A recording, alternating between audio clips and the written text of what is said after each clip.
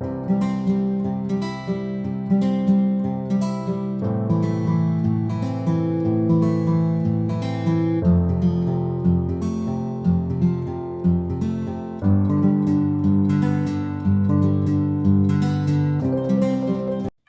everyone, welcome back to my channel. On today's video, and just in time for Christmas, or shall I say just the holidays, right? I share with you how I make my yuca pasteles puertorriqueños, or casava pasteles, Puerto Rican, like people like to call them Puerto Rican tamales, but I think tamales are something totally different.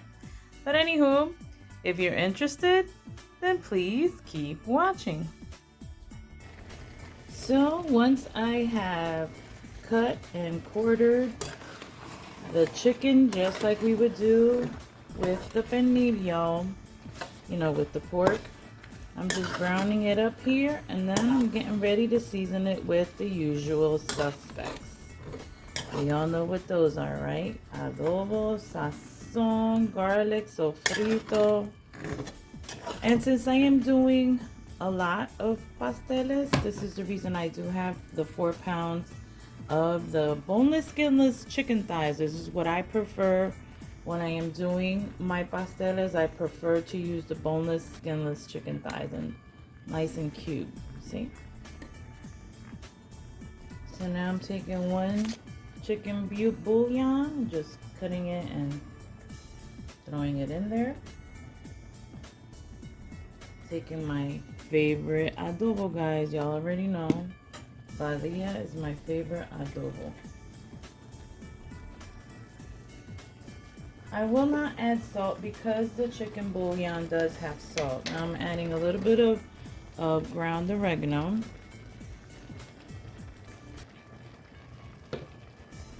And we mix this in here.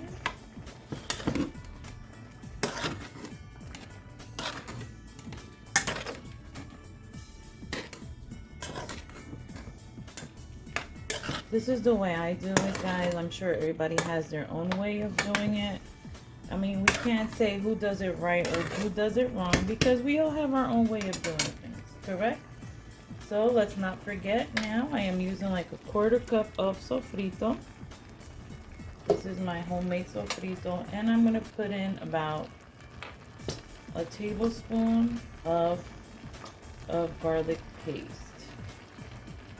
I'm using this chunky garlic paste that I got at Walmart, because the one that I make at home I ran out of. I've been cooking a lot, y'all, which is a good thing.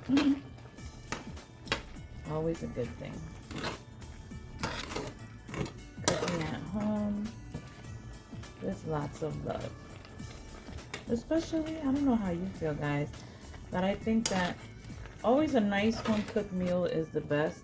But especially during the holidays, I think it's just extra special, don't you? Alrighty, see how everything is starting to look nice and bubbly in there now? So guys, now I know a lot of people do not like this. I love olives so much I can eat them out the jar, but that's me. So obviously this will be optional for the people that do not like olives, but guys, just pour the whole thing in there. Has to be salad olives because they're already pitted, so they do not have any pits in them.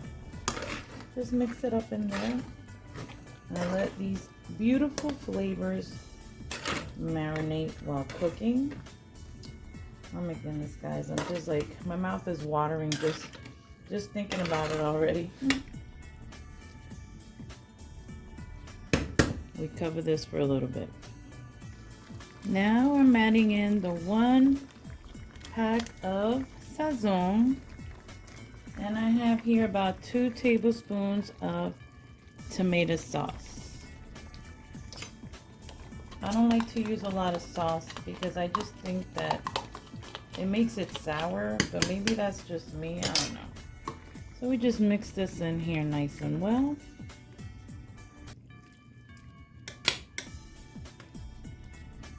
Look how lovely that looks. And now I'm adding in 1 jar of the roasted red peppers and 4 diced potatoes. Just gonna have all this nice mixed in there, and then we'll cover and cook for about another 20 to 30 minutes. I mean, it's chicken, and so it'll cook faster than the pork would. And if you don't want to use neither pork nor chicken, you can do stewed vegetables. I've heard it done before. I haven't personally done it myself, but I've heard people that have done it, and they say it just tastes absolutely awesome. So, like I always say, guys, you do you. So as you can see here, this looks all nice and pretty and mixed in there. So now we cover and let cook for about another 20 to 30 minutes.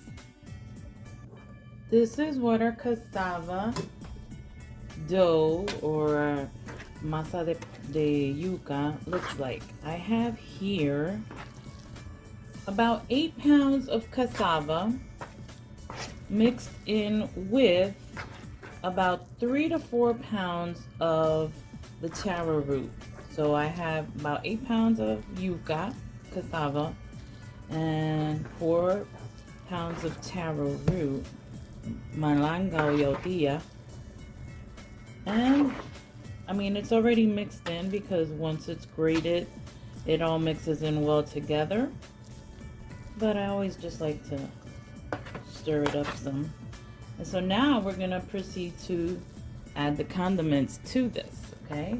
So I have here about 1.5 cups of broth that I prepared ahead of time. It has sofrito, it has adobo, it has everything, guys, because we're seasoning the dough and we're mixing it in well. Okay, we're giving it flavor, because even though when we boil these we add water to, we add salt to the water, we still need to have that little, that little flavor in there. We can't leave it all to the meat. So we're just adding in some flavor. It does not have neither tomato sauce nor tomato paste, and it doesn't have sazon either. Why it doesn't have sazon? This is why. Because we will be adding some annatto oil. I made this ahead of time, aceite de achiote, and this is what we will be adding to our dough, to our masa. I know a lot of people like it really red, a lot of people don't. It's up to you guys, it's up to you. And we just mix, and we definitely will be adding in some adobo. I will be using this adobo. It's called Cooking with My Doctor, and it's really good. So this is the one I will be adding in. And then we will go on with the rest of our pasteles making, our pastelada. I've been doing pasteles for quite a few years now, but I've never done a video on it, and I keep on getting asked for them, so hence the reason this year I said, you know what, let me do one. So guys, like I said, everybody has their own way of doing things, and people will start criticizing, oh, I don't do it like that, or my mom doesn't. This is the way I was taught how to do it, and I learned from my grandmother, and my grandmother is a 91-year-old woman who I'm sure started doing the pasteles when people use a regular cheese grater. So yeah, now she has a machine, I have a machine. So if you want to do it the old-fashioned way, where you just grate it onto the extra large cheese grater, go right ahead, guys. That's the perfect way to do it. That's the original way. If you have the machine, use the machine and you do your dough that way.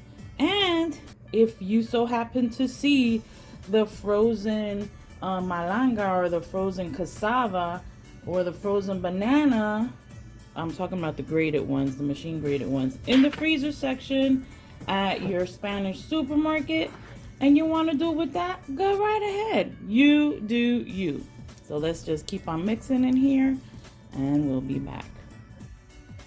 Alrighty guys, so this is how everything looks, nice and well and mixed. You can't really tell, I guess the camera can't really show you, but there is about 15-16 pounds of dough mix in here, so this can be very tedious and heavy.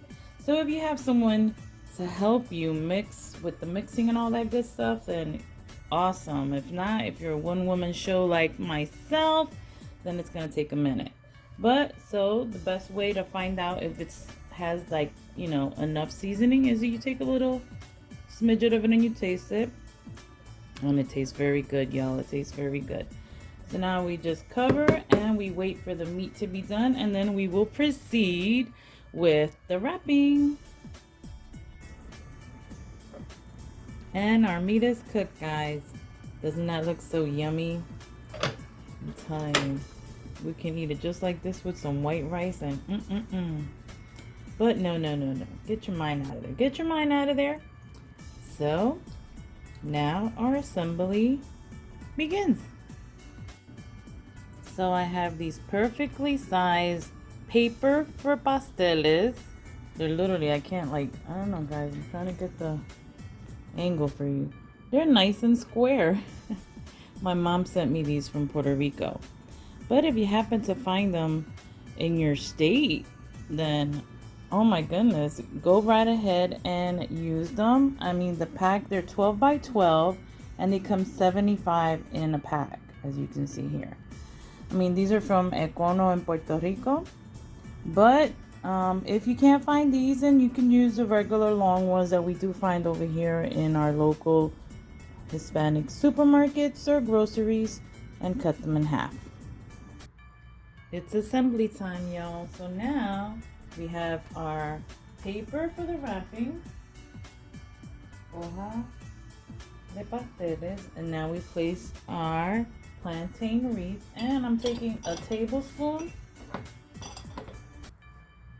of the annatto oil, aceite de achiote, and just rubbing it on there on our leaf. And then I'm taking a spoonful, guys. I like to take a nice spoonful, and you got to continue to mix your dough, because if not, the water starts releasing it from itself.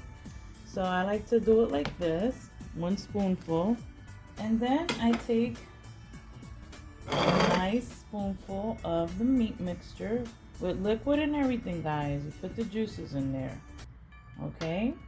And now I take the paper and I just close it up. As I said, guys, I'm a one-woman show. I'm gonna be doing about, I want to say maybe 6 to 8 dozen here. And the good thing about this is we freeze them and they keep for a good while. So here is our first one, and I got all of this to go. Alrighty everyone, so once I reach a dozen, I take some string, and now we're going to tie them up 2 by 2 and place them into the freezer bag so that we can freeze them.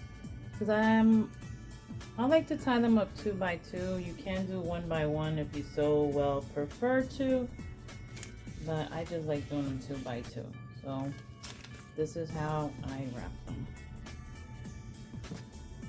or tie them, shall I say.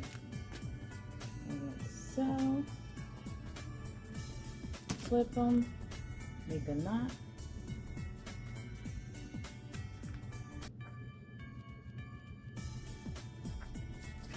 And voila, we have una junta.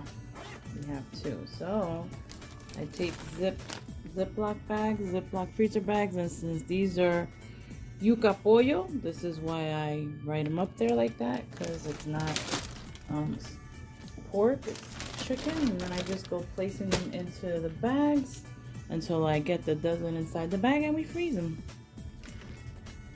And here's an FYI, guys, just in case you didn't know, because I know there are a lot of friends out there that don't like pasteles but like alcapurrias.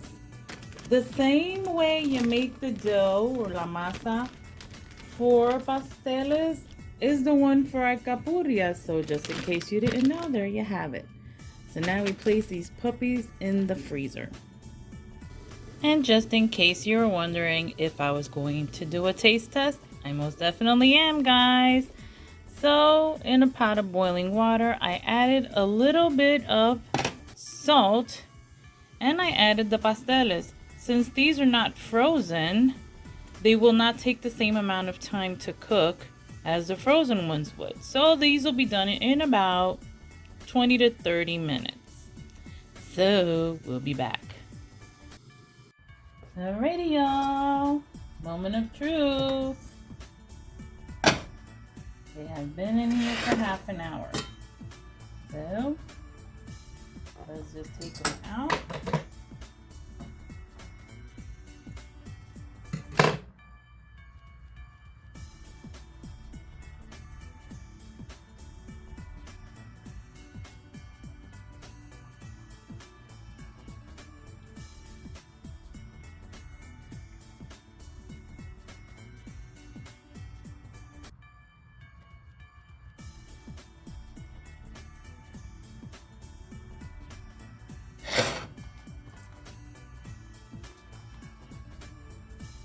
There is my pastel de yuca. All right, let's try it. Let's give it a taste test. That's the whole reason. And no, I do not add ketchup because to me, it just damages the flavor.